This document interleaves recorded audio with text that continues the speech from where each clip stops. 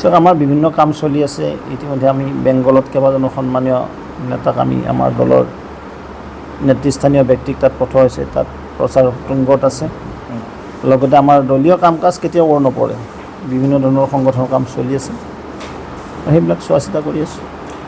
এতিয়া নিৰ্বাচন শেষ হোৱাৰ পিছত আপোনালোকে নিশ্চয়কৈ ভোটৰ ষ্ট্ৰেটেজিবিলাক ওলাইছে কোনটো স্থানত কিমান ভোট পালে সমুদায় মিলি এতিয়া 14খন আসনৰ ভিতৰত আমি জিলাই ইতিমধ্যে আমি কৰ কমিটিক বহিব দিছোঁ তেওঁলোকে তাত কৰ কমিটি হওক বিষয়ববীয়া হওক বহি কেনে জিলাই পৰ্যালোচনা ইতিমধ্যে চলি আছে আৰু পৰ্যালোচনাৰ পৰৱৰ্তী সময়ত আমি গম পাম কোন জিলাত আমাৰ কেনেকুৱা ভোট পাৰ্চেণ্ট বাঢ়িল যোৱাবাৰতকৈ কিমান বাঢ়িল আমি নিশ্চিতভাৱে গম পাই যাম নিৰ্বাচনৰ আগত আপোনালোকে কৈছিল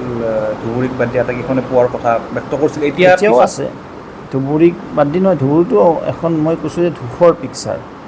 ধুবুৰী আসনখন কোন ফাৰ্ষ্ট হ'ব কোন ছেকেণ্ড হ'ব কোন থাৰ্ড হ'ব এতিয়া কোনো ক'ব নোৱাৰে তাত ভোটৰ বিভাজন হৈছে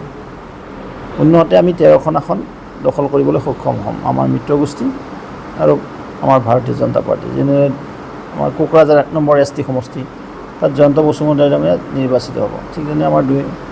3 নং বৰপেটা লোকসভা সমষ্টিত অসম গণ পৰিষদ আৰু মিত্ৰগোষ্ঠীৰ প্ৰাৰ্থী ফণীভূষণ চলিহা বাকী 11খন আসন ভাৰতীয় জনতা পাৰ্টীৰ নেতৃত্বত থাকিব নিৰ্বাচনৰ পাছতে কেইবাটাও সমষ্টি আপোনালোকে বাই ইলেকশ্যনৰ কাৰণে সাজু হ'ব লাগিব ইতিমধ্যে যিটো 4 জুনত আমাৰ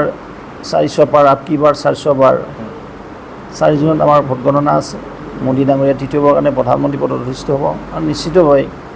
4 জুনৰ পিছত যেতিয়া এখন আকৌ নতুন চৰকাৰ গঠন হ'ব মোদীজীৰ বলিষ্ঠ নেতৃত্বত তাৰ পৰৱৰ্তী সময়ত ৰাজ্যসভা হওক বিধানসভা হওক উপ নিৰ্বাচন হ'বলৈ যাব নিশ্চিতভাৱে নিৰ্বাচন আয়োগে দিন ঠিক কৰিব আৰু আমি দল হিচাপে আমাৰ মিত্ৰগোষ্ঠী আমি প্ৰস্তুত থাকিম সৰ্বানন্দ সোণোৱাল আৰু কামাখ্যা প্ৰসাদ যদি সাংসদ হৈ যায় দুটাকৈ পদ খালী সৰ্বানন্দ সোণোৱাল ডাঙৰীয়া যিটো কেন্দ্ৰীয় মন্ত্ৰীত আছিলে এটা যোৱাবাৰ সাংসদ এইবুলি লোকসভাত তেখেত অৱতীৰ্ণ হৈছে ঠিক তেনে কামাখ্যা প্ৰসাদ আছে নাই তেওঁ আগত ৰাজ্যসভাৰ সাংসদ আছিলে এতিয়াও আছে সাংসদ হৈ কিন্তু তেখেতে যিটো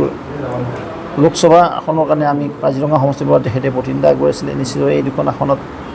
উপ নিৰ্বাচন হ'বলৈ গৈছে আৰু এই গোটেই কথাটো নিৰ্বাচন আয়োগেহে ঠিক কৰে ৰাজ্যিক বিজেপিত কিবা আলোচনা চলিছে নেকি এতিয়ালৈকে আমাৰ কোনো মিটিং হোৱা নাই যিটো আমাৰ কাউণ্টিং হোৱা নাই ভোট গণনা হৈ যাওক ভোট চলি আছে যিটো সৰ্বভাৰতীয় স্তৰত এই নিৰ্বাচন লোকসভা নিৰ্বাচন সেই নিমিত্তে 4 জুন শেষ হৈ যাওক চৰকাৰ গঠন হওক তাৰ পৰৱৰ্তী সময়ত এইবিলাক অনবহল তৈয়াৰ কৰা হ'ব